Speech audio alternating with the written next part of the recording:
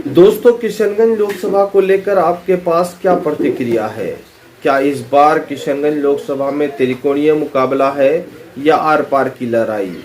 आप नीचे comment box पर लिख सकते हैं। और साथ ही साथ इस बार जानेंगे कि किशनगंज लोकसभा काफी चर्चे पर है, क्योंकि इस बार एमआईएम का गढ़ कहे जाने वाले सीमांचल के किशनगंज लोकसभा से प्रदेश अध्यक्ष अख्तरुल ईमान साहब एमआईएम से उम्मीदवार हैं।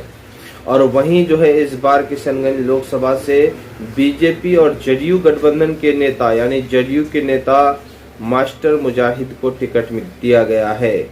कहा जा रहा है कि मास्टर मुजाहिद जमीनी स्तर के नेता है, लेकिन अवाम के बीच हर वक्त रहते हैं। लेकिन इस बार उसको जदयू से चुनाव लड़ाया जा रहा है, बीजेपी और जदयू के गठबंधन में है।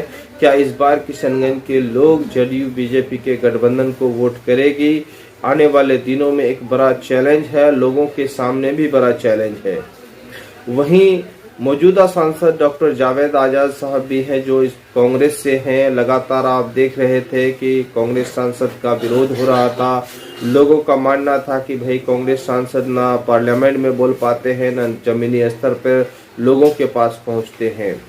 यानी कहीं न कहीं कांग्रेस के सांसद जावेद आजाद साहब पर आरोप लगता गया है, और जनता खुद आरोप लगा रहे थे कि वो लोगों के टच में नहीं रहते हैं या मुद्दे की बात नहीं करते हैं। एएमयू को लेकर कुछ नहीं किए हैं, अकेले ही पार्लियामेंट में एक बैनर लगाकर खड़े रहते हैं, बाकी उनके सांसद उनके समर्थन में नहीं रहते हैं।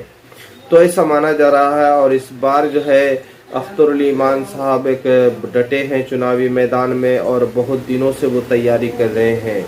2019 लोकसभा चुनाव में उनको हार मिलने के बाद जो है हौसले नहीं हारे और विधानसभा चुनाव के लिए वो तैयारी किए।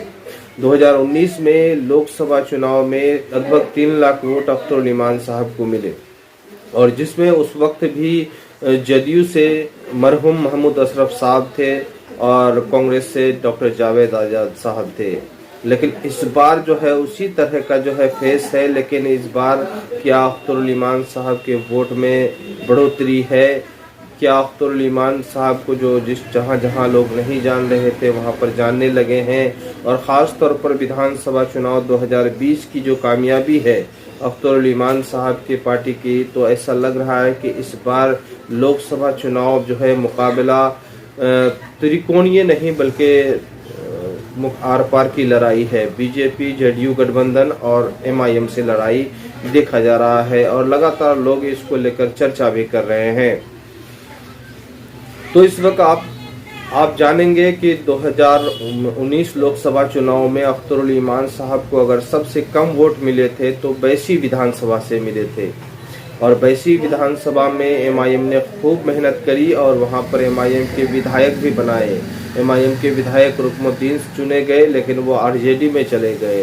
फिर भी वोटर वहां पर मौजूद है, और बड़ी उम्मीदें हैं अख्तरुल ईमान साहब को कि अब तक जो वहां पर जो विधायक थे वो चले गए हैं, लेकिन लोग वोटर जो है एमआईएम के चाहने वाले हैं, जो ओवैसी साहब को चाहते हैं, वो इस बार वोट करेंगे।